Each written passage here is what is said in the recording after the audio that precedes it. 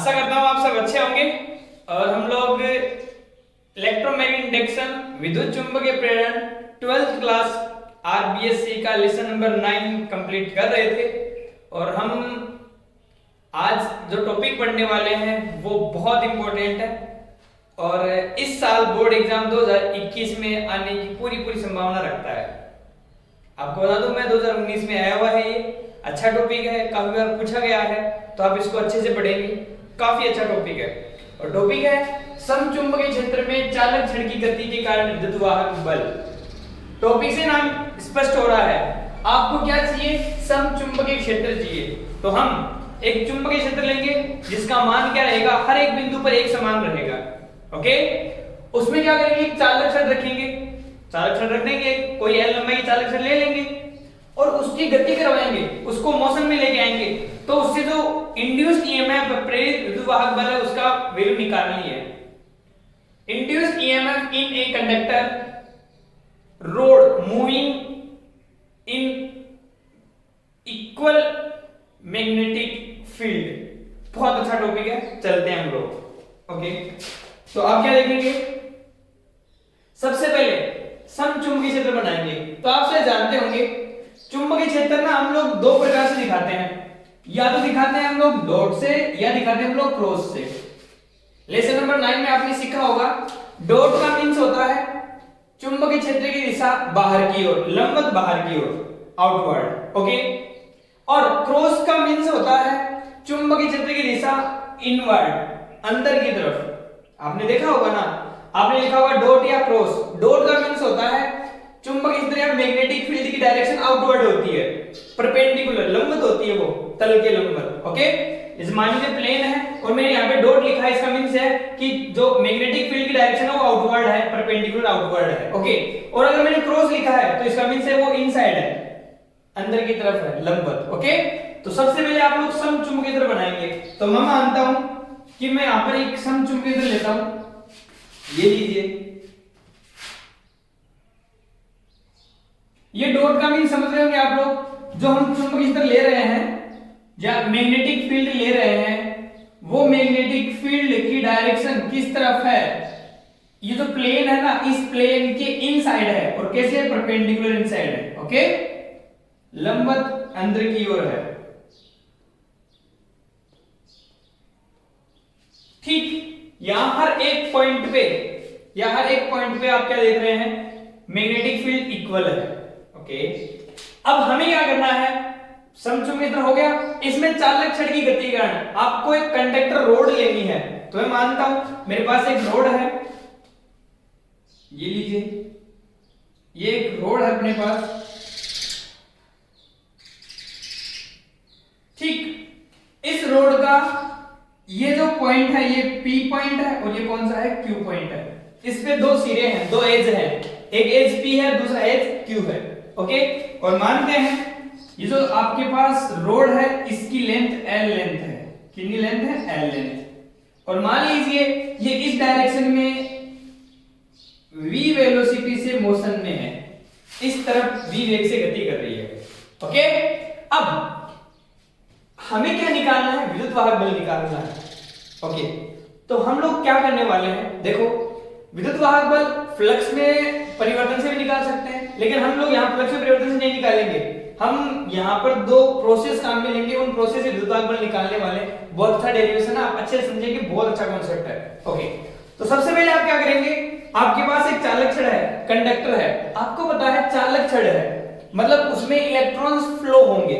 बात समझ रहे हो आप लोग? ओके, मैं मानता हूं ये जो चालक छड़ है ना, ये चालक छड़ चुंबकीय क्षेत्र और जिसका मान है आपके पास कितना? B, उसमें रखी गई है।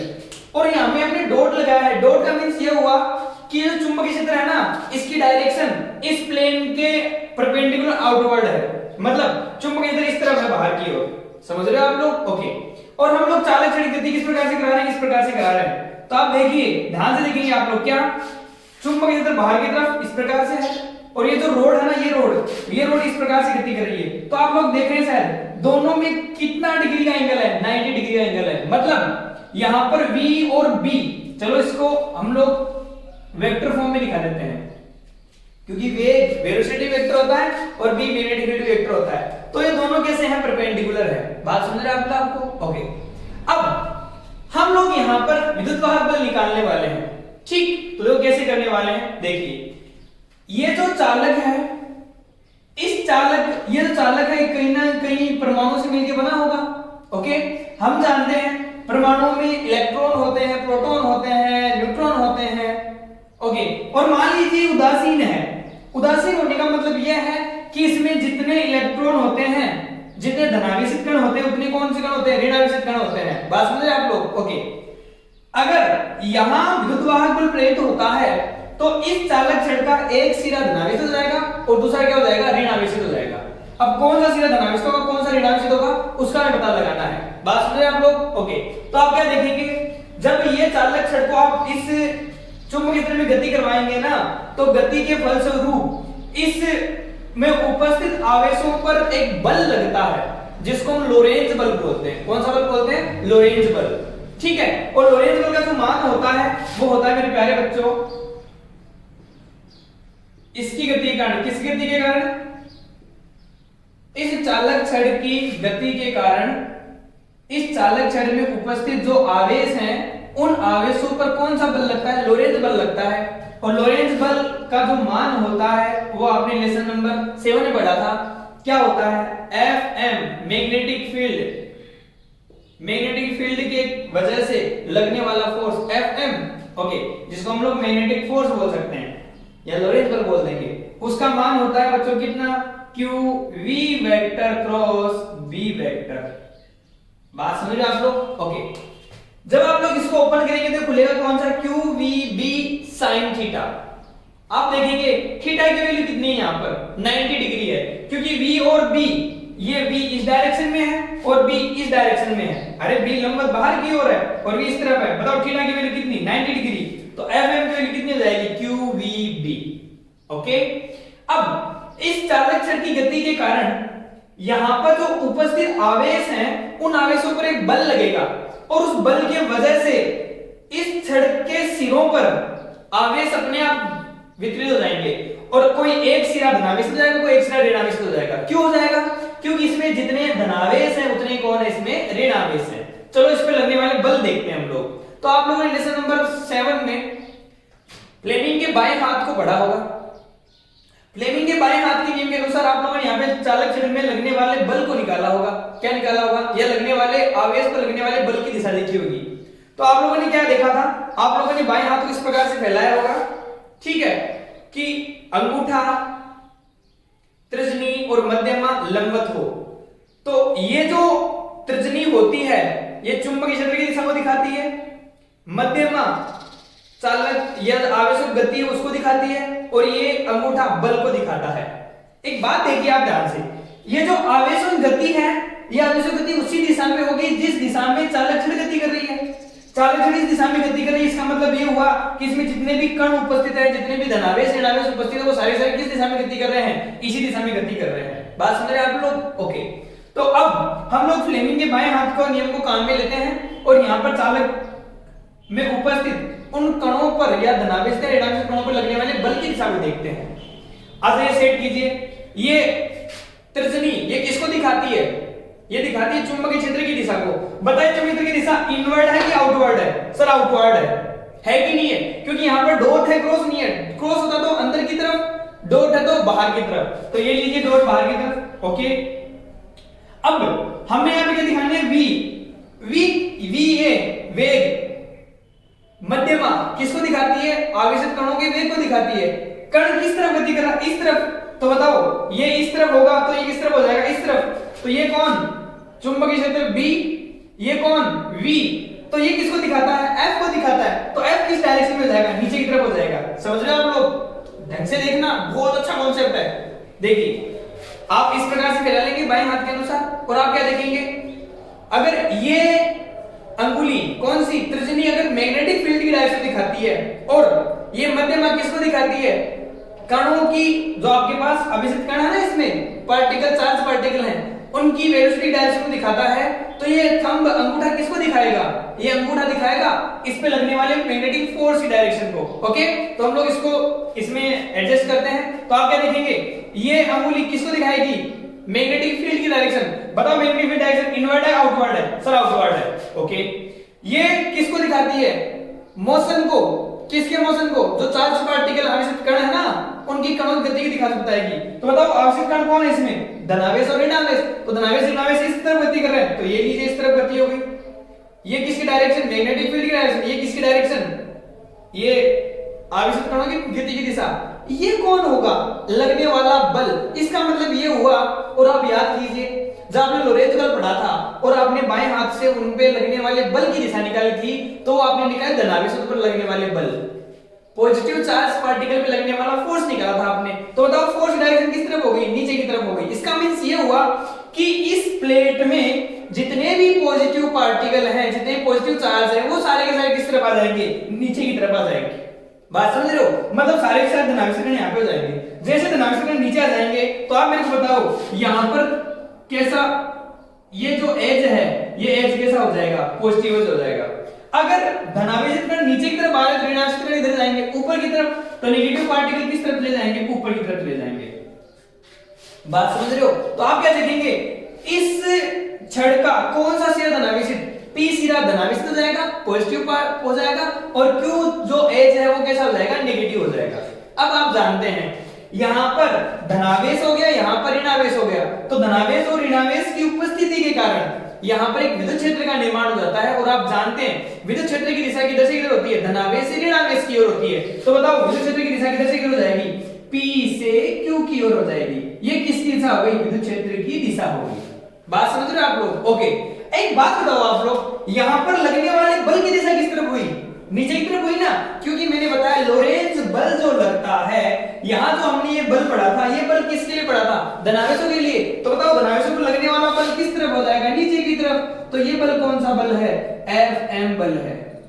बात समझ रहे आप लोग? ओके, अब एक बात आप बताइए मेरे को, जब आप लोग इसको यहां पर छोड़ेंगे, किसी धनावेश को ले जाके यहां छोड़ेंगे, तो धनावेश पर जो लगने वाला बल है विद्युत बल, यहां पर देखो दो बल लग रहे हैं। अब पहले तो चुंबकीय बल लग रहा था, लेकिन अब विद्युत बल और लगने लग गया। क्यों लगने लग गया? क्योंकि विद्युत क्षेत्र की दिशा आ गई यहां पर कैसे? किधर? P भाग से Q भाग की ओर। तो इसमें उपस्थित जो इलेक्ट्रॉन है और जो आवेशित कण है, उन पर लगने वाला बल होगा। और एक बात बताइए आप लोग मेरे को, जब हम लोग यहाँ पे किसी धनावेश ले जाके छोड़ेंगे, तो धनावेश की जो गति होगी वो किधर होती है? धनावेश से ऋणावेश की ओर। अरे हाँ या ना? तो जो आपके पास इलेक्ट्रॉन या पॉजिटिव चार्ज होता है, उस पर कौन सा बल लगेगा? विद्युत बल लगेगा, और उसकी डायरेक्शन किधर हो जाएगी? ऊपर की तरफ। तो ये लीजिए, इसकी डायरेक्शन किस तरफ हो जाएगी? ऊपर की तरफ। और ये कौन सा बल लगेगा आपके पास? Fe बल लगेगा। कौन सा बल? Fe। तो आपके पास यहाँ पर दो बल लगेंगे। कौन कौन से? एक तो बल लगेगा चुंबकीय बल और एक लगेगा विद्युत बल। चुंबकीय बल की डायरेक्शन Fm नीचे की तरफ होगी, तो विद्युत बल की डायरेक्शन किस तरफ होगी? ऊपर की तरफ। एक बात बताइए आप लोग मेरे को, पहले कौन सा बल लगा था? चुंबकीय बल। चुंबकीय बल के कारण क्या हुआ? ये जो छड़ है इसके सिरे कैसे? धनावेशित और ऋणावेशित, जिसके वजह से यहाँ पर एक विद्युत क्षेत्र का निर्माण हुआ, और उस विद्युत क्षेत्र के कारण इनमें उपस्थित आवेशित कणों पर क्या लगने लग गया? विद्युत बल लगने लग गया, और उस बल की डायरेक्शन किधर से किधर हो गई? धनावेश से ऋणावेश की ओर। अब हमारे पास यहाँ पर कितने बल आ गए? दो बल आ गए। ये दोनों बल अगर धीरे धीरे कंडीशन ऐसी होती जाए, एक समय ऐसा आ जाए, साम्य अवस्था हो जाए, तो साम्य अवस्था में दोनों बल परिमाण में क्या हो जाएंगे? जो टोटल बल होगा साम्य अवस्था में वो कितना हो जाएगा? 0 हो जाएगा। और डेरिवेशन हम लोग आगे कर लेंगे। तो चलो चलते हैं हम लोग आगे। सबसे पहले हम लोग इसके बारे में कुछ लैंग्वेज लिख लेते हैं, उसके बाद में चलते हैं हम लोग आगे। तो देखो कुछ लैंग्वेज लिखते हैं हम लोग। क्या लिखें? माना बी क्षेत्र में v वेग से चालक छड़ PQ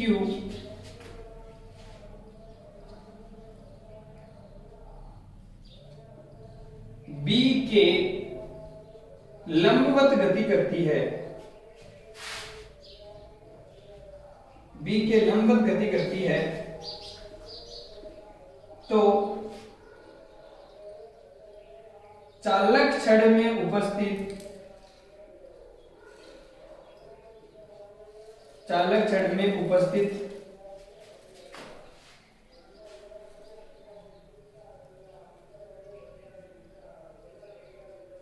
आवेशित कणों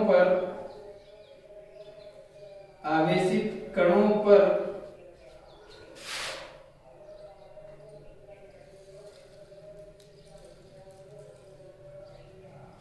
चुंबकीय बल लगने लगता है, जिसके फलस्वरूप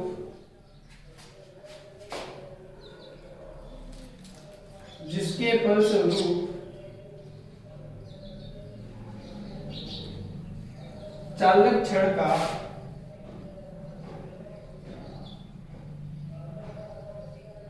पी सिरा धनावेशित एवं क्यू सिरा ऋणावेशित हो जाता है,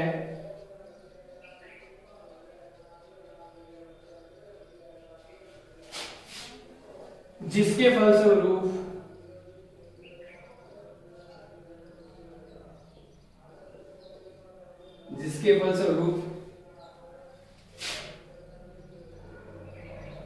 चालक छड़ में एक विद्युत क्षेत्र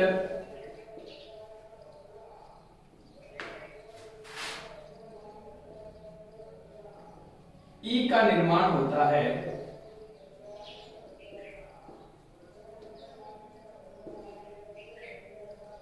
एवं आवेशित कणों पर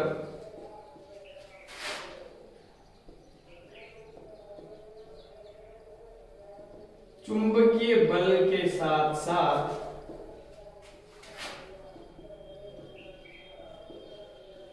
विद्युत बल भी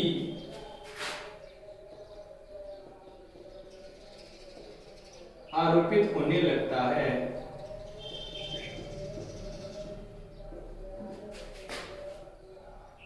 तथा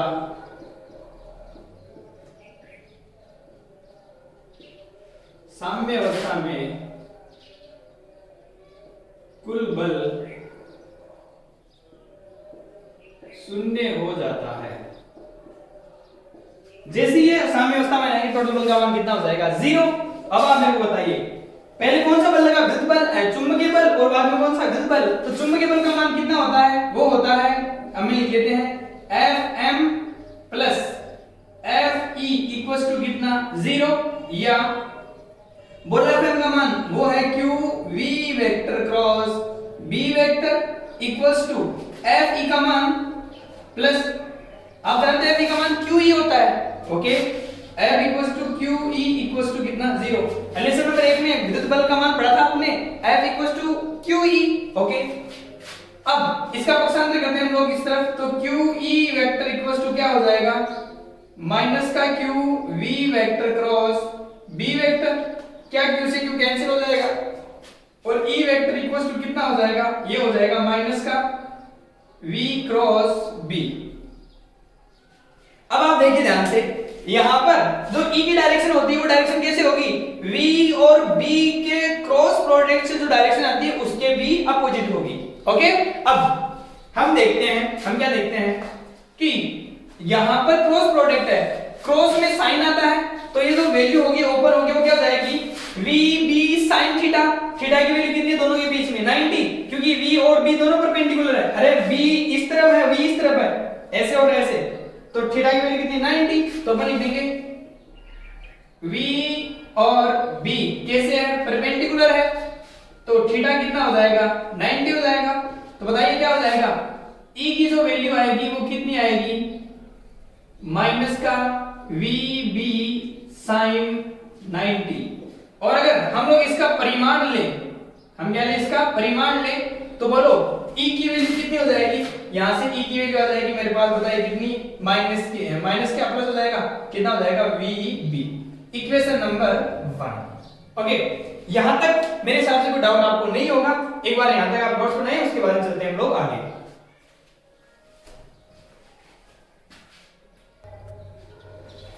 ओके, चलते हैं हम लोग आगे। हमारे पास इक्वेशन नंबर फर्स्ट आ चुकी, जहां हमने क्या किसकी वैल्यू निकाली, इलेक्ट्रिक फील्ड विद्युत क्षेत्र की वैल्यू निकाल ली। कितना विद्युत क्षेत्र आया यहाँ पर, VB आया। ओके, अब हमें विद्युत भागफल निकालना है। आपको पता है विद्युत भागफल एक प्रकार का वोल्टेज है। तो हम लोग यहाँ पर अभी हमने डायग्राम जो देखा था, उस डायग्राम में क्या था, एक आपके पास P सीधा था, एक आपके पास Q सीधा था। तो जो आवेश है ना, वो कहां से कहां तक जाएगा, P से Q तक जाएगा। तो कितनी लंबाई तय करेगा, वो L लंबाई तय करेगा, L डिस्टेंस कवर करेगा। तो L डिस्टेंस कवर करने में जो वर्क किया जाएगा, वो वर्क ही किसके इक्वल होगा, पोटेंशियल के इक्वल होगा। तो हम लोग निकाल लेते हैं। हम क्या करते हैं, चूंकि आवेशित कण को या इकाई कण को, इकाई आवेश को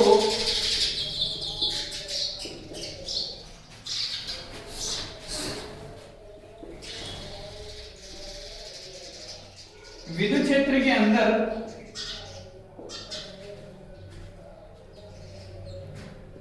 P से Q तक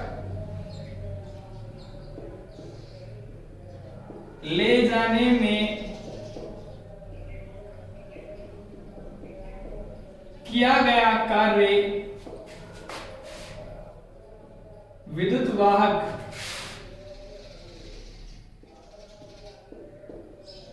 बल के तुल्य होगा। जब हम कोई यूनिट चार्ज होगा, उसको कहां से कहां तक इलेक्ट्रिक फील्ड में कहां से कहां तक ले जाएंगे, P पॉइंट से Q पॉइंट तक ले जाएंगे। जो वर्क होगा ना, वो वर्क ही किसके इक्वल होगा, EMF के इक्वल होगा। ओके, देन विद्युत वाहक बल को आप ना E से दिखाते हैं, E से। ओके, E इक्वल्स टू, कार्य निकालना आपको, कार्य कौन होता है, फोर्स इनटू डिस्प्लेसमेंट। तो फोर्स आप कौन लिखेंगे, ये लीजिए फोर्स, और फोर्स ना, ये वो आप देखो ध्यान से, P से Q तक कौन सा फोर्स लेके जा रहा है, इलेक्ट्रिक फोर्स लेके जा रहा है उसको। तो कौन सा फोर्स, Fe। और विस्थापन कितना, ये तो बल हो गया, और इनटू विस्थापन, अरे फोर्स हो गया इनटू डिस्प्लेसमेंट। डिस्प्लेसमेंट कौन है, L, ये लीजिए L। आप मेरे को एक छोटी सी बात बताइए, ये जो वर्क होगा, वो वर्क दो का, फोर्स और डिस्प्लेसमेंट का डॉट प्रोडक्ट या क्रॉस प्रोडक्ट, डॉट प्रोडक्ट। तो आप क्या लिखेंगे यहाँ पे, डॉट प्रोडक्ट। ओके, अब आगे सोल्व करते हैं। तो E इक्वल्स टू कितना हो जाएगा, पहले आपको Fe का वैल्यू पता होनी चाहिए। Fe जो इलेक्ट्रिक फोर्स होता है, उसकी वैल्यू कितनी होती है, QE वेक्टर। तो आप यहां पे क्या लिख देंगे, QE वेक्टर। ओके, डॉट कौन, L वेक्टर। अब आप देखिए यहाँ पे हमने इकाई आवेश रखा है, हमने क्या रखा है, इकाई आवेश। एक बात बताओ आप लोग, Q तो कांस्टेंट है, या Q की वैल्यू कितनी, इकाई आवेश। तो आप लिख देंगे यहाँ पे Q इक्वल्स टू कितना, 1 कूलम। तो बोलो E इक्वल्स टू कितना हो जाएगा, E vector dot L vector. अब आप देखिए यहाँ पर डॉट प्रोडक्ट है, कोस थीटा ओपन होगा, तो इसको ओपन कर लीजिए, क्या हो जाएगा ये, EL कोस थीटा। और आप देखिए ध्यान से, आप जो डायग्राम देखेंगे उसमें वो E की डायरेक्शन ऐसे है और L भी ऐसे ही है। क्या E और L दोनों सेम डायरेक्शन में है, बिल्कुल है। तो E और L सेम डायरेक्शन, मतलब थीटा की वैल्यू कितनी होगी, 0। हम लोग लिख देंगे यहाँ पे, हम क्या लिख देंगे, E और L कैसे है, परपेंडिकुलर है, परपेंडिकुलर नहीं पैरेलल है। तो थीटा की वैल्यू कितनी हो जाएगी, 0 डिग्री। तो cos की वैल्यू कितनी हो जाएगी, 1। तो बोलो यहाँ से E कितना हो जाएगा, विद्युत भागफल कितना हो जाएगा, EL। Equation number 2। Equation first में देखिए E की वैल्यू कितनी है, VB। तो आप लोग यहाँ से E की वैल्यू रख दीजिए। तो हम लोग किस इक्वेशन से, समीकरण फर्स्ट व सेकंड से, बोलो क्या हो जाएगा, विद्युत भागफल E की वैल्यू कितनी हो जाएगी, ये कैपिटल E की वैल्यू कितनी, ये रहेगी कितनी, VB। तो ये लीजिए VB और साथ में कौन, L। ये आपका विद्युत वाहक बल आ गया। ठीक, एक छोटी सी बात, हमारे पास V vector quantity, B vector quantity, L vector quantity. तो इनको हम लोग ध्यान से देखें तो ये प्रोडक्ट आ रहा है, मल्टीप्लाई में है, या डॉट होगा या कौन होगा, क्रॉस होगा। लेकिन हमें पता है ये जो E है ना, ये E कौन है, स्केलर क्वांटिटी है, अरे वोल्टेज स्केलर क्वांटिटी होती है। तो अगर इसको हम लोग वेक्टर फॉर्म में दिखाना चाहें तो क्या दिखाएंगे, इसको दिखाएंगे E इक्वल्स टू ये दोनों क्रॉस प्रोडक्ट में, और ये कौन हो जाएगा डॉट प्रोडक्ट में, तो क्या हो जाएगा B vector cross V vector और डॉट L वेक्टर। आप लोग इसको ध्यान में रखेंगे। हालांकि हमारे 12th लेवल तक ये फॉर्मूला ड्राइव नहीं है, हमारे 12th लेवल तक ये केवल फॉर्मूला है, आगे आपको ये काम में आ सकता है, तो आप लोग इस फॉर्मूले को भी याद रखेंगे। ओके, तो आप ध्यान में रखेंगे E इक्वल टू कितना आया VBL या B cross V dot L। इसका मींस ये हुआ कि पहले इन दोनों का क्रॉस प्रोडक्ट करेंगे, उसके बाद में L के साथ में क्या करेंगे डॉट करेंगे, तो आपके पास क्या आएगा विद्युत वाहक बल का मान आएगा। बात समझ रहे हो आप लोग? ओके, ये था आपका समचुंबकीय क्षेत्र में चालक छड़ की गति कारण प्रेरित विद्युत वाहक बल। आप आराम से वो वीडियो को पॉज करके नोट्स बनाइए और इजीली वे में आप इसको सीखिए। ओके, अभी हम लोग इसके 2-3 एग्जांपल हैं वो और सोल्व करते हैं। एक बार यहां तक आप नोट्स बनाइए। एक एग्जांपल है आरबीएससी बुक 9.1 एग्जांपल। एक 40 सेंटीमीटर लंबी चालक छड़ 0.5 टेस्ला के चुंबकीय क्षेत्र के लंबवत रखा है। ओके, मतलब जो छड़ रखी है ना आपने, वो चुंबकीय क्षेत्र की भी लंबवत रखी हुई है। अगर चुंबकीय क्षेत्र ऐसे है तो आपने छड़ को ऐसे रखा हुआ है। ओके, तथा यह चुंबकीय क्षेत्र से 30 डिग्री का कोण बनाते हुए इतने वेग से गति कर रही है। मतलब इसका जो वेग है वेलोसिटी v और b के बीच में जो एंगल है वो कितना डिग्री है 30 डिग्री है, और v का वैल्यू दे रखा है कितना 15 मीटर पर सेकंड। तो चालक छड़ के सिरों पर प्रेरित विद्युत वाहक बल का मान निकालना है। आप जानते हैं, पहले सबसे पहले गिवन लिखते हैं। गिवन बोलो, गिवन कितना है, l लंबाई दे रखी है, l इक्वल्स टू कितना 40 सेंटीमीटर। इसको मीटर में कन्वर्ट करते हैं, हो जाएगा ये 40 इंटू 10 की पावर -2 मीटर। फिर मैग्नेटिक फील्ड दे रखा है b इक्वल्स टू कितना दे रखा है 0.5 टेस्ला। उसके बाद में इसने लंबवत रखा हुआ है, तो हम लोग लंबवत ही रखते हैं, पिछले टॉपिक में देखा था। ओके, तथा यह चुंबकीय क्षेत्र से 30 डिग्री कोण बनाते हुए इतने वेग से गति कर रही है। तो v का मान है कितना, v का मान है 15 मीटर पर सेकंड। और ये क्या बोल रहा है कि इन दोनों के बीच में जो थीटा एंगल है ना, इन दोनों के बीच में v और b के बीच में जो एंगल है थीटा, वो कितना डिग्री दे रखा है अगले ने 30 डिग्री दे रखा है।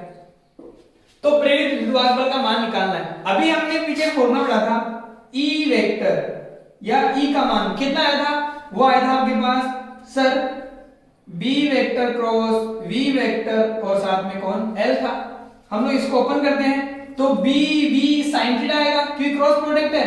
तो ये फॉर्मूला क्या हो जाएगा E इक्वल्स टू हो जाएगा ये B V L sin theta. Okay, solve करते हैं।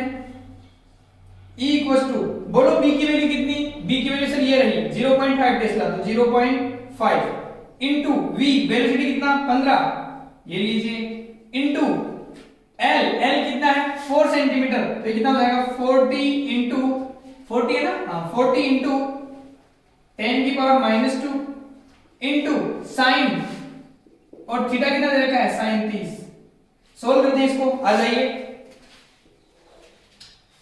ये एक पॉइंट खत्म कर देगा।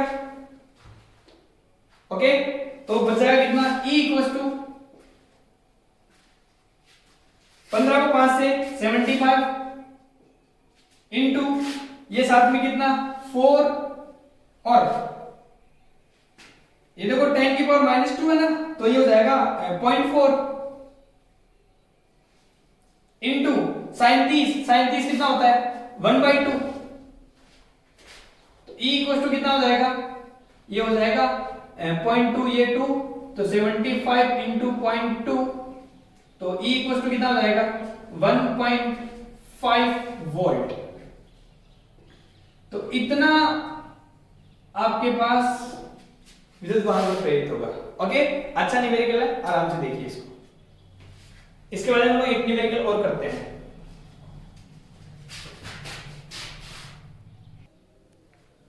एग्जाम्पल 9.9 रेल की दोनों पटरियां आपस में तथा पृथ्वी से पृथक हैं। ओके, तो आपके पास ऐसे दो पटरियां रेल की, ठीक, जो आपस में पृथक हैं और पृथ्वी से भी कनेक्ट में नहीं है। इन्हें एक मिली वोल्ट मीटर द्वारा जोड़ा गया है, इन दोनों के बीच में एक मिली वोल्ट मीटर जोड़ रखा है। जब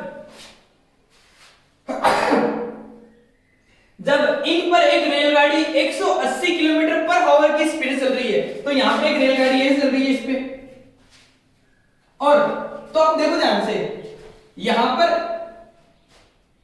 वेलोसिटी जो वेग है उसकी गति की दिशा इस प्रकार से है, और v की वैल्यू कितनी है, ये ट्रेन चल रही है इधर से, ओके, इस डायरेक्शन में, और कितनी वैल्यू उसकी, v बराबर 180 किलोमीटर पर आवर।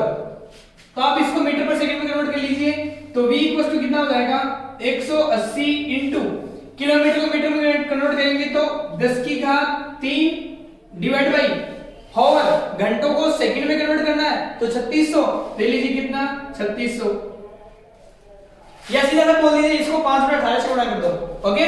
तो v इक्वल टू क्या हो जाएगा 180 इंटू ये टोटल खोल 16 कितना होता है 5 बटे 18, ओके, ये 18 से 10 बार चला जाएगा और 10 5 50, तो 50 मीटर पर सेकंड, तो बताओ इसकी स्पीड कितनी 50 मीटर पर सेकंड, ठीक।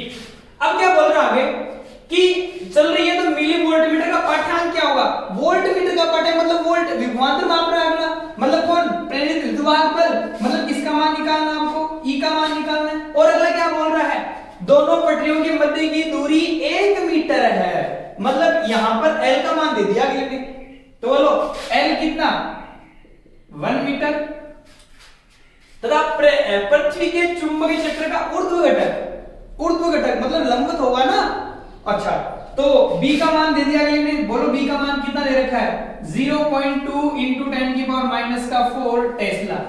विद्युत वाहक बल का मान आप जानते हैं, अभी हमने टॉपिक पढ़ा था, E इक्वल टू क्या होता है BVL sin थीटा, ओके। अब आप बताइए ध्यान से, यहां पर दोनों के मध्य एंगल कितना है 90 डिग्री, क्योंकि ये तो अरे ऊर्ध्व घटक ऐसे और v इस तरफ से, तो थीटा कितनी 90, sin 90 की वैल्यू कितनी होती है 1, तो हमें किसका मान निकालना है E equal to BVL, B की वैल्यू कितनी ये पड़ी रख दीजिए 0.2 इंटू 10 की power minus 4 into v velocity कितनी ये लीजिए 50 इंटू L कितना 1 मीटर, सोल्व कर दीजिए इसको, तो E इक्वल टू कितना हो जाएगा, ये तो बहुत आसान हो गया, ये एक 0 से ये पॉइंट खत्म 5 2 10, तो ये जाएगा 10 इंटू 10 की पावर माइनस 4, ये इसको आप मिली में कन्वर्ट कर लो ना, तो ये एक बिंदु खत्म हो जाएगा इधर से, तो कितना जाएगा 1 इंटू 10 की पावर माइनस का 4 वोल्ट, या हम लोग इसको बोल देंगे 1 मिली वोल्ट। तो बताइए आप लोग से पता लग गया होगा कि इस वोल्ट मीटर का पाठ्यांक कितना होगा 1 मिली वोल्ट होगा, ये आपका हो जाएगा आंसर। बहुत आसान क्वेश्चन है, आप आराम से इसको देख लीजिए, ओके। बाकी हम करेंगे अगले वीडियो में। अगर आपको हमारा वीडियो पसंद आता है तो आप इसे लाइक कीजिए, अपने फ्रेंड्स तक शेयर कीजिए। Good bye, good